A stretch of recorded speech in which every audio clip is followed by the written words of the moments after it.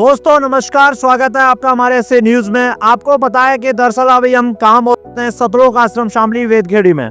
चलिए हमारे से जुड़ चुके हैं, यहाँ पर विजिट करने आए बाहर से महाशय जी। इनके विचार जानते हैं कि इनको सतलोक आश्रम में कैसा लगा। चलिए इनके विचार जानते हैं, इनका इंट्रोडक्शन जानते हैं, ये कहाँ से हैं। सर नमस्कार। राम राम भाई। सर क्या नाम है आपका? भाई मेरा नाम जयवीर है और हम झज्जर जिले में रहते हैं, हरियाणा से हैं। सर आप ये बताइए, आप सतलोक आश्रम शामली में कब आए? भाई हमें अभी आए थे थोड़ी देर पहले। ये हमारे एक मित्र हैं, ये संत रामपाल महाराज के शिष्य हैं, तो ये ले आए हमारे को। हम इधर से गुजरे थे हाईवे से, बोला चलो इधर महाराज का आपको आश्रम दिखाते लेकर चलेंगे और वहाँ देखो भाई क्या ज्ञान देते हैं, क्या क्या चीज़ें हैं। सर आप ये बताइए, आप यहाँ तक पहुँचे, ये तो इनके लिए बहुत खुशी की बात है। आपने यहाँ पर क्या क्या खाया? भाई हमने तो इतना बढ़िया खाना देखा ब्याह शादियाँ में भी ना मिलता। मतलब सबसे बड़ी बात थी प्रेम की। हर एक शब्द का रोटी राम, फुल्का राम है, बूंदी राम, रायता राम, मतलब ये जो चीज थी ना ये गजब की थी। तो सर आपका कहना है कि यहाँ पे जो भी खाद्य पदार्थ लोग खा रहे हैं, प्रत्येक खाद्य पदार्थ के पीछे लोगों ने राम लगा रखा है। इस कारण से आपका इन्होंने दिल छू लिया, इस शब्द को लगा के आपका दिल जीत लिया। सर आप और क्या कहना चाहते हैं यहाँ के सेवादारों के विषय में? भाई यहाँ जितनी भी हमने व्यवस्थाएं देखी ना, हम और भी आश्रमों में, इनमें मंदिरों में, गुरुद्वारों में जाते रहते हैं।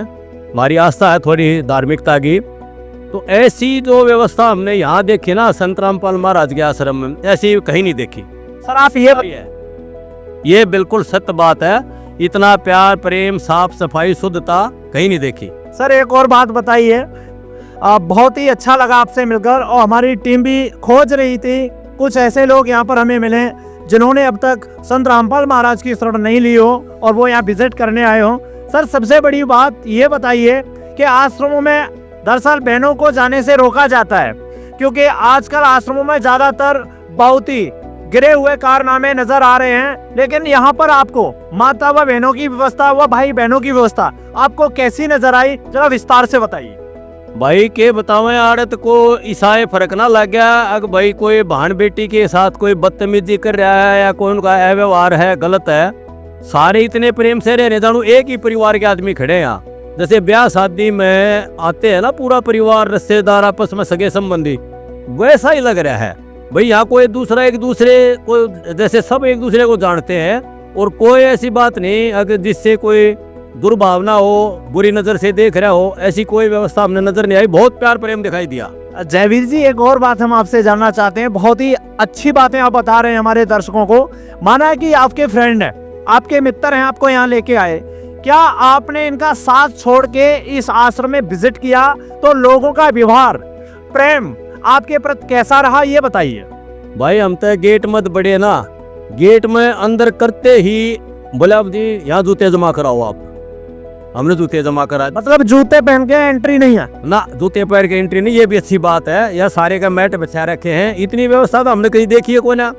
ब्याह शादियां में मैट खूब बिछाते हैं लेकिन वो गंदे होते हैं। यहाँ तो साफ सुथरे मैट, इन पर सो सकता आदमी, आराम कर सकता, बैठ सकता, बहुत बढ़िया मैट है। सर वो जूते लोगों ने आपके हाथों, आपके पैरों से निकाल लिए। मैंने को कमाल कर दिया। इसे तक इधर रिश्तेदारी में चले जाने, वो भी हुए बिना ले, जितना प्यार प्रेम इनसे ही न लिया। और भाई टोकन नंबर दे दिया, बोला जी घंटा 2 घंटा घूमो, आड़े खाना खाओ, देखो महाराज का के प्रोग्राम से, और जूते जत्याना ले दियो। दोस्तों कितनी रोमांचक बात है जो हम सर के माध्यम से सुन रहे हैं। इनका कहना है कि हम कहीं रिश्तेदारी में भी जाते हैं तो इतना सम्मान, इतना आदर हमें नजर नहीं आता जितना आदर सम्मान यहाँ सतलोक आश्रम के सेवादारों ने हमारे प्रति जताया। और जयवीर आप क्या कहना चाहते हैं संत रामपाल महाराज जी के लिए? भाई हम इस ज्ञान को देख रहे हैं, अयोध्या में भी हमने देखा था, टीवी पर गए तो नहीं हम वहाँ, और इतना बुरा हाल लोग बता रहे हैं। वहाँ बैठने की व्यवस्था नहीं, खाने की व्यवस्था नहीं, टट्टी पेशाब करने की व्यवस्था नहीं, बहन बेटियां दुखी हो रही हैं महाकुंभ के बीच। हाँ, महाकुंभ के बीच की बात कर रहा हूँ मैं। लेकिन यहाँ काफ़ी भीड़ है, अथाह भीड़ है यहाँ, लेकिन फिर भी कोई धक्का मुक्की, किसी प्रकार की अव्यवस्था यहाँ हमने नहीं लगी। सबका सिस्टम अलग अलग बना रखा है। यहाँ बैठने का है, यहाँ भंडारे का है, यहाँ भाई सत्संग हो रहा है। यहाँ ये एक प्रदर्शनी देख रहे थे हम, कितनी सुंदर प्रदर्शनी बना रखी है। हम तो हैरान रह गए कि भाई कबीर साहब ने हम तो कबीर साहब को एक भगत माना करते, संत माना करते, दास माना करते। यहाँ देख कर उनकी लीलाएं को चित्रार्थ कर रखा है जो भक्तों ने, संत रामपाल महाराज जी को ने। हम तो हैरान हैं भाई, ये तो वाकई में परमात्मा थे। दोस्तों, हमने जयवीर जी के माध्यम से यहाँ पे जो भी जाना वो कहाँ तक सच है इसका निर्णय आप स्वयं करेंगे। एक और प्रश्न जो हमारे हृदय में चल रहा है, जान लेते हैं इनसे। जब इन्होंने महाकुंभ की चर्चा कर दी हमारे बीच, तो हमारे भी दिमाग में प्रश्न पे प्रश्न खड़े हो गए जो आप लोग हमसे करते हैं। सर ये बताइए, महाकुंभ में लोग जा रहे हैं 10 किलोमीटर 15 किलोमीटर पैदल चल रहे हैं, लेकिन फिर भी अपनी यात्रा तक नहीं पहुंच पा रहे हैं। सर आप ये बताइए, आप सतलोक आश्रम में किस साधन से आए? क्या यहाँ से गाड़ियाँ चलाई जा रही हैं या पैदल आए? नहीं, हम बिल्कुल गेट तक गाड़ी में आए हैं और यहाँ कोई अव्यवस्था नहीं, सभी हमने देख रहे हैं जितने। सर आपका तो वीआईपी कल्चर है, आप तो अपनी खुद की गाड़ी से आए होंगे।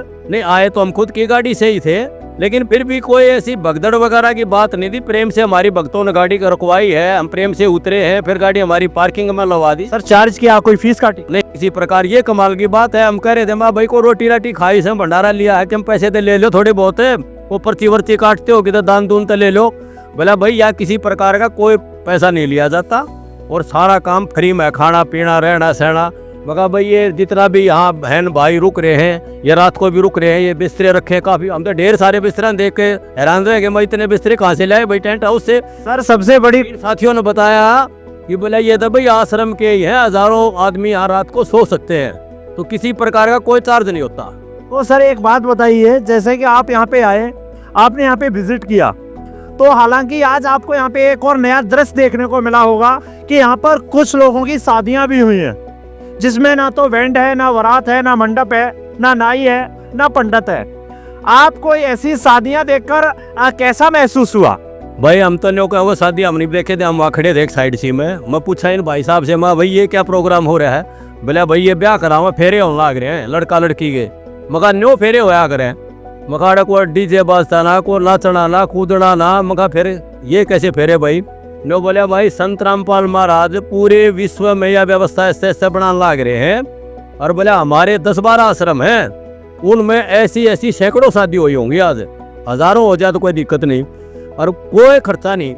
हमने 1-2 बालका नहीं पूछा हुआ जो शादी करके लेकड़े थे। मगर भाई कई पैसे लागे? बोले जी कई पैसे नहीं लागे, हमने तो क्या मैंने क्या आड़े तो मिल लिया, और से किताब मिल ली, खाना मिल लिया, प्यार प्रेम मिल लिया। मगर भाई बहुत बढ़िया, यो तो सबसे अच्छा काम लगा हमने। संत रामपाल महाराज के जो भगत और ये महाराज जी कर रहे हैं, अगर भाई एक भी पैसा नहीं लगा लड़के और लड़की पक्ष का, और बहुत बढ़िया ब्याह कर दिया। सर एक और बात बताइए, लोगों की अंदर चल रही धारणा है कि संत रामपाल महाराज तो जेल में हैं, और ये सब कैसे संभव हो रहा है? ऐसा हो सकता है यहाँ पे कोई कमेटियां निर्धारित की गई हों, वो लोगों से पैसे हट रही हों। इस विषय पर आप यहाँ पे आए हैं, आपने देखा होगा, कैसा महसूस हुआ, कैसा व्यवहार, और क्या वास्तविक ऐसा है या नहीं? नहीं, हम सारे आश्रम में भाई साहब के साथ घूमे हैं, हमने कहीं भी ऐसा कुछ नहीं देखा कि जहाँ पैसे वैसे लगते हो। और रही बात आपकी वह जेड़ वाली, भाई जेड़ में तो हम भी पढ़े लिखे थोड़े बहुत, ही सी बात नहीं है। तो उसमें जितने भी संत महात्मा या भाई देशभक्त हुए हैं, सभी ने संघर्ष किया, सभी जेल में गए हैं। राजगुरु सुखदेव, भगत सिंह, महात्मा गांधी, इंदिरा गांधी, नानक साहब, दादू साहब, जितने भी संत महात्मा या समाज में जिसने भी संघर्ष किया, ईसा मसीह जैसे को क्रेस कर दिया। तो जेल कोई बड़ी चीज नहीं है। जेल में तो इस देश के अंदर झूठे मुकदमे में बहुत सारी जनता पड़ी है, न्यायपालिका का हमारा ऐसा सिस्टम है, झूठी ये जेल जाना कोई बड़ी बात नहीं है। और जो संघर्ष करेगा उसमें ये समस्याएं तो भुगतनी पड़ेंगी। सर आपने ये बात बताकर हमारा दिल जीत लिया। आप वीआईपी कल्चर से आए हुए हैं, आप एक एजुकेटेड पर्सन हैं, क्या आप संत रामपाल महाराज का इस चीज में बहुत पूरा समर्थन करते हैं? हाँ देखो, हमने ये समागम देखने के बाद हमारे दिल में भी आया भाई इनके साथ हम जुड़े, थोड़ा सा अध्ययन कर रहे हैं हम इनका, किताबों का, इनके सत्संग वगैरह देख रहे हैं। तो वो जब समझ में आ जाएगा तो हम कोशिश करेंगे हम भी आवें और अपने और भी साथियां ले आएंगे। हमने क्या दिक्कत है, और जब सबके हम फ्री में लगा आराम के नाती बिले हैं और आप तरीके से ले लेंगे और भी बढ़िया हो जाएगा। जयवीर जी आपका बहुत बहुत धन्यवाद, बहुत अच्छा लगा आपसे मिलकर। ठीक है जी, राम राम। दोस्तों चलिए हम जानते हैं इनके साथी से जो इनको सतलोक आश्रम में विजिट कराने लाए। इनको इनसे कैसे मुलाकात हुआ और यहाँ तक ये कैसे ला पाए, कितना संघर्ष किया उन्होंने यहाँ तक लाने में। सर नमस्कार। नमस्कार। सर आप कैसे हैं? बस दया परमात्मा की। सर आप बताइए कि जयवीर जी को आपने किस तरीके से मेंटेन किया और सतलोक आश्रम तक ला पाए? ये दरअसल क्या है, हमारे साथ वाले गांव के रहने वाले हैं और ये हरियाणा पुलिस में क्लास 2 ऑफिसर हैं, अब तो रिटायर हुए हैं ये। और इनकी हमारी फ़ोन में बात हुई थी, इन्होंने जाना था आगे, तो हमने बता दिया कि भाई हम यहाँ पे हैं, आ जाओ आपको दिखावेंगे, यहाँ का प्रोग्राम दिखाते हैं संत रामपाल जी महाराज का। तो ये जा रहे थे तो इनको बुला लिया और इनको सारा विजिट कराया। इनको थोड़ा थोड़ा हम ज्ञान भी बताने लग रहे हैं, परमात्मा जो बताते हैं वेद से गीता से वो बताया है, सारा विजिट कराया है इसको। सर आपने यहाँ पर इनका इतना अच्छा आदर सम्मान किया कि ये आपकी और आपके महाराज जी की महिमा गाते गाते थक गए, लेकिन उन्होंने पूरी तरीके से बता नहीं पाए। सर ये बताइए कि आप यहाँ पे क्या सेवा देख रहे हैं? बस सेवा क्या, बस थोड़ा ये है कि भाई जहाँ भी कोई सेवा दिख जाती है, कहाँ कोई व्यवस्था है, व्यवस्था को देखते हैं भाई, कोई कमी हो, एक दूसरे कहीं भीड़ है उसको मेंटेन करवाते हैं, कोई खाने में भंडारे में, और वैसे भी जहाँ भी कोई अव्यवस्था दिखती है तो उसको ठीक कराने की कोशिश करते हैं, सेवादार लग जाते हैं सारे। सर ये बताइए इतने सारे आश्रम चल रहे हैं आपके महाराज जी के, तो इनका संचालन कौन कर रहा है? 12-13 आश्रम सर ने हमें अब गिनाए यहाँ पर कि 12-13 आश्रम इनके चल रहे हैं, लेकिन लोगों को, एक व्यक्ति को अपना घर चलाना मुश्किल हो जाता है। लेकिन ये बहुत बड़ी बात है कि आपके महाराज जी जेल में बैठे हुए हैं और 12 आश्रम चला रहे हैं। ये कौन चला रहा है? क्या उनकी कोई टीम चला रही है या वो स्वयं चला रहे हैं? ये सबसे बड़ी बात तो ये है कि एक अध्यात्म शक्ति होती है वो काम कर रही है। दूसरा ये है कि जो सब भगत हैं वो अपना सेवा मान के अपनी मर्जी से सेवा कर रहे हैं, अपनी मर्जी से व्यवस्था कर रहे हैं, टीम रूप में बना के और व्यवस्था कर रहे हैं हर एक चीज की। संचालन कौन कर रहा है इसका? संचालन तो परमात्मा ही कर रहे हैं। इस सब व्यवस्था को संत रामपाल जी महाराज ही देख रहे हैं, लेकिन उनकी टीम यहाँ पे निरंतर कार्य कर रही है। सारा उन्हीं का सानिध्य से हो रहा है, उन्हीं के सानिध्य में सारा हो रहा है। उनकी मतलब देख रेख यूं ला लो, अप्रत्यक्ष रूप से उन्हीं की देख रेख है, उन्हीं की शक्ति काम कर। क्या बात है सर, आपने बहुत अच्छा प्रश्न का उत्तर दिया। सर एक बात बताइए, जैसे यहाँ पे लोग हम देख रहे हैं, कोई भंडारा खिलाने में लगा हुआ है, कोई बनाने में लगा हुआ है, तो कोई झूठा उठाने में लगा हुआ है। सर इन लोगों की क्या पेमेंट आप दे रहे हैं? कितनी तनख्वाह है? या ये किसी भी तरीके से मान लो झाड़ी पर आए हुए हैं, किस तरीके से बुलाए गए? ये सब सेवा भाव से आए हैं। इन्होंने परमात्मा के ज्ञान को समझा है और उस ज्ञान में ये बताया जाता है कि सेवा सुमरण दान, ये करने से जो भक्ति के 5 वो हैं सिद्धांत, उनमें ये भी आते हैं कि सेवा सुमरण दान, तो ये सेवा भाव से आते हैं। और सेवा भाव में ये सब लग रहे हैं। सेवा कोई छोटी या बड़ी नहीं होती, बर्तन साफ करने की या खाना बनाने की या खिलाने की, सब सेवाएं बराबर हैं। अब अपनी टीम बना के अपनी मर्जी से लग रहे हैं, सब व्यवस्थित रूप से चल रहा है। सर एक और बात बताइए, अभी हमने कुछ समय पहले देखा था यहाँ पे 17 मिनट में कुछ विवाह संपन्न हुए हैं, जिसे लोग यहाँ रमैनी कह रहे हैं। सर ये बताइए, ये रमैनियाँ किस प्रकार हो रही हैं, या किसी भी प्रकार का कोई आडंबर नहीं हुआ और शादियाँ हो गई, ये कैसे संभव हुआ? ये संत रामपाल जी महाराज के ज्ञान के अनुसार, जिन्होंने ज्ञान समझ लिया उन्होंने ये समझ लिया अब भी हमारा लेन देन किसी के ऊपर भार नहीं चढ़े और हमने मुक्ति पानी है। मुक्ति में हम किसी का भार लेके नहीं जावे, नहीं तो ये संयोग है ना, फिर जुड़ जाते हैं अगर किसी का भार होगा तो।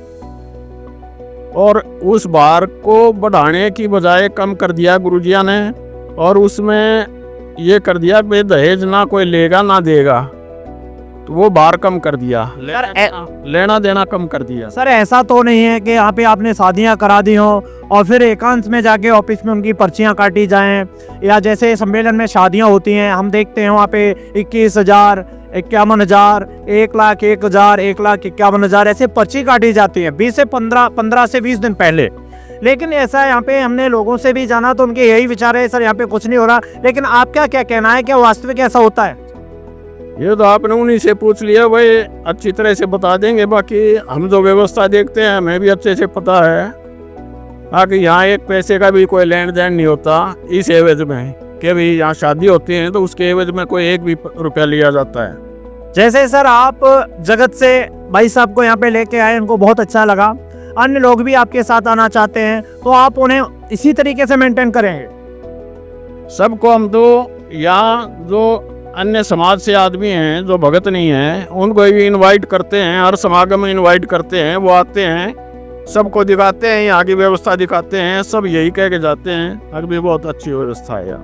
दोस्तों, जैसा कि आपने जाना सतलोक आश्रम के व्यवस्थापकों से, इन्होंने पूरे तरीके से यहाँ की सारी व्यवस्थाओं के बारे में, यहाँ के जो भी कार्यक्रम हुए उसके बारे में, यहाँ क्या हो रहा है इसके बारे में हमें बताया और आप उसे देख रहे हैं। यहाँ की व्यवस्था और यहाँ के व्यवस्थापक तो दिव्य ही है, जैसा कि आपको जयवीर जी ने बता ही दिया। जुड़े रहिए हमारे ऐसे न्यूज़ के साथ, मिलते हैं आपको अगली वीडियो में। Thank you so much.